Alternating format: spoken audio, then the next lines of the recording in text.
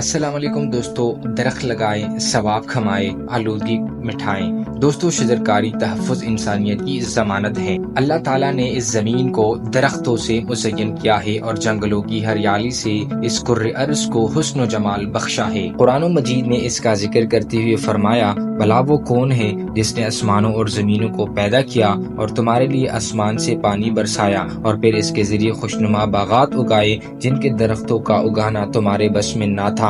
کیا اللہ تعالیٰ کے سوائے دوسرا خدا بھی ان کے کاموں میں شریک ہیں؟ نہیں، بلکہ یہی لوگ راہ راست سے ہٹ کر چلتے ہیں۔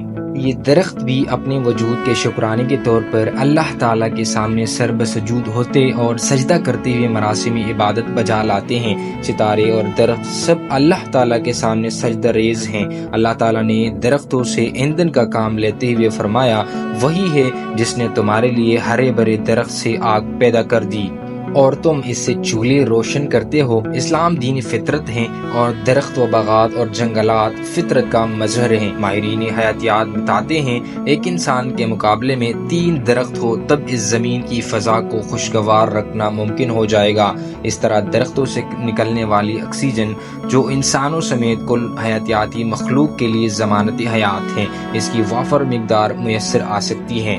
سال بھر میں ایک مرتبہ درختوں اور جنگلات کا دن منانے والی مادہ پرست تہذیب کے برعکس ایک مسلمان روزانہ تلاوت قرآن کرتے ہوئے یا نماز میں سنتے ہوئے کہیں نہ کہیں باغات عدن کا ذکر تازہ کر لیتا ہے۔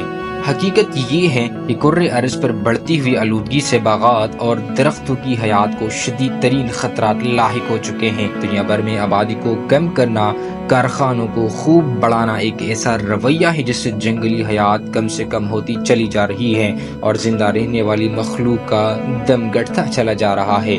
انبیاء علیہ السلام کی تعلیمات انسان کو فطرت کے قریب تر لاتی ہیں، جبکہ مادہ پرست تہذیب کے خیالات فطرت سے متصادم ہیں اور انسانیت کے لیے تباہ کن ثابت ہو رہی ہیں۔ آئیے درخت لگائیں، ثواب کمائیں، آلودگی مٹھائیں۔